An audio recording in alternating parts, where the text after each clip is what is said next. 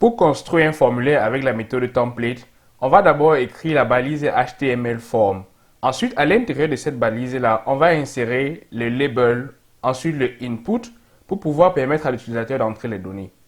Maintenant que la structure principale en HTML est établie, on doit améliorer notre structure HTML avec Angular en introduisant par exemple ngSubmit à l'intérieur de Forms pour pouvoir permettre à l'utilisateur, lorsqu'il appuiera sur le bouton de type Submit, de pouvoir effectuer une méthode SaveFormData que nous aurons déclarée dans notre TypeScript. Ensuite, nous allons améliorer le input en ajoutant le ngModel qui va nous permettre de sauvegarder les données dans une variable que nous aurons déclarée au préalable.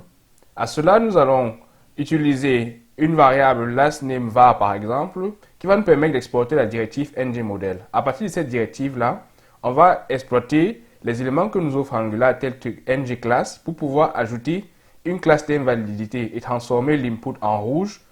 Et cela va s'effectuer lorsque le formulaire aura le statut touch ou alors ne sera pas valide.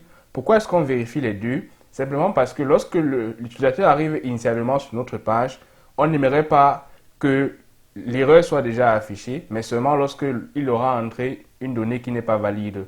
Aussi, on va ajouter en dessous une condition ngIf qui permettra de vérifier s'il y a des erreurs qui ont été sauvegardées et ensuite d'afficher l'erreur concernée. Pour que les erreurs soient affichées et pour que la validation marche correctement, il faut naturellement que nous ajoutons les règles de validation. Dans la méthode basée sur les templates, ces méthodes de validation, ces règles de validation doivent être ajoutées directement au template. Par exemple, le required ou alors minLength égale à 2 pour spécifier que l'input dans lequel l'utilisateur va entrer son nom doit contenir au moins 2 caractères, sinon l'erreur de validation doit être affichée. Le formulaire que nous venons de construire en HTML, nous allons maintenant le transformer et l'améliorer pour qu'il soit un formulaire basé sur les templates Angular. Pour cela, nous allons tout d'abord créer un modèle dans le dossier register. À l'intérieur, on va créer un fichier user.ts. Dans ce fichier-là, on va créer une classe, export class user, et à l'intérieur de cette classe, on définit en fait les propriétés que notre modèle aura. La première propriété, c'est le first name, public first name, et c'est de type string. Ensuite, la deuxième propriété, c'est le last name, ou encore le nom, qui sera de type string aussi. Et on prend public email, qui sera de type string aussi. Pourquoi je prends une classe et pas une interface? La raison est simple, c'est juste parce que j'aimerais créer une nouvelle instance de cette classe dans mon composant. Et pour cela, je vais dans mon composant register.component.ts et je vais créer une nouvelle variable qui aura justement ce type user.ts. Public user qui sera de type user et automatiquement il va être importé par Visual Studio Code ici.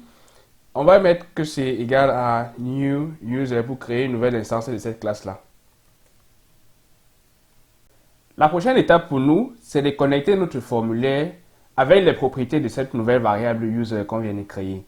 Pour pouvoir le faire, il nous faut introduire les directives ngModel à nos différents inputs. Pour que cette directive-là puisse être utilisée, il nous faut aller dans le app.module et enregistrer d'abord le module responsable d'exposer cette directive-là qui est le forms module en Angular. Le forms module, on doit l'ajouter au import et il est importé depuis Angular/form. Lorsque ces formes doivent sauvegarder et ensuite retourner dans notre fichier HTML, repérer chaque input et à chaque input, il nous faut ajouter donc un ngModel pour connecter cela à notre formulaire global. Pour le nom, on va commencer en faisant le two-way data binding sur le ngModel et on va dire désormais que ceci va prendre une valeur de user. À l'intérieur, on a défini le first name et le last name et on va dire dans ce cas qu'on veut prendre le last name pour pouvoir introduire dans notre utilisateur. Lorsqu'on a introduit le ngModel sur le username ou alors sur le last name, on va le faire aussi pour le first name et ensuite on va le faire aussi pour l'email. First name et aussi on va le faire pour l'email. Donc on n'aura plus qu'à dupliquer cette propriété-là et modifier la variable concernée.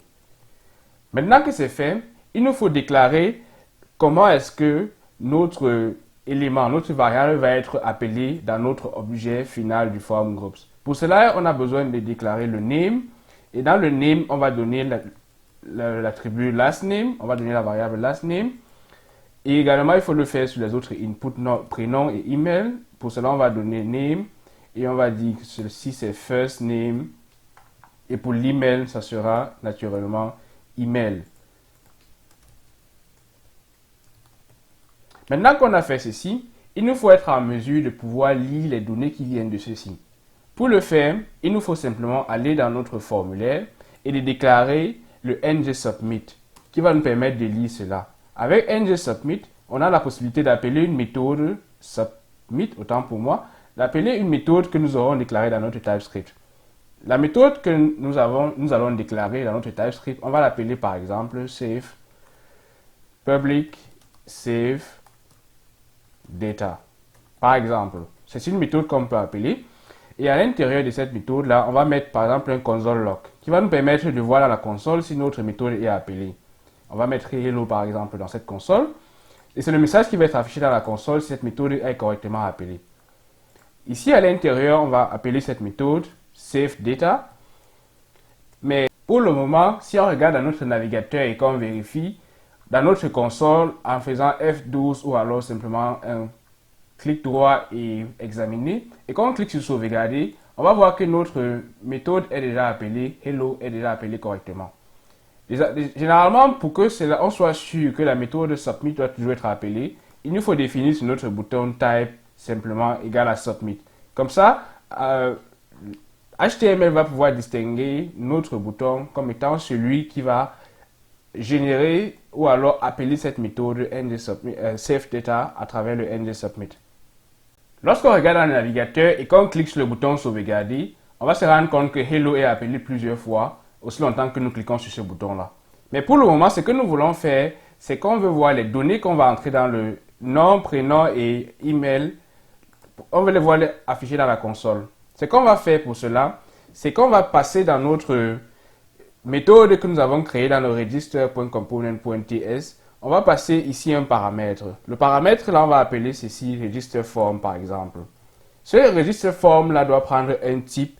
Et le type, c'est le type de ngForm, qui est le type de notre formulaire par défaut sur la méthode bodyTemplate. Le ngForm est une propriété qui est exportée depuis Angular/Form.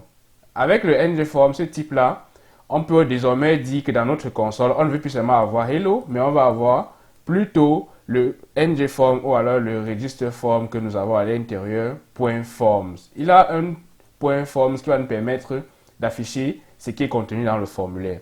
Mais aussi, en plus de ça, on veut pouvoir afficher dans notre console les valeurs qui sont sauvegardées dans chaque élément de notre formulaire. Pour cela, on va simplement dire qu'à l'intérieur, on veut mettre ici les valeurs.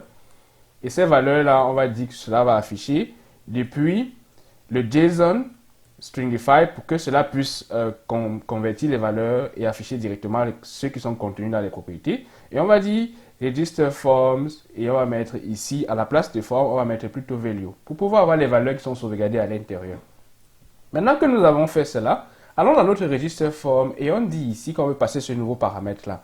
Mais comment est-ce qu'on fait pour obtenir le ngForm ici? Si vous vous souvenez dans la vidéo précédente, on a parlé d'exporter la directive ngForm qui est par défaut déjà là lorsque on inclut le forms module dans notre application. Donc ce qu'on va faire, c'est qu'on va exporter cela. On va appeler ici register form et exporter la directive ngForm.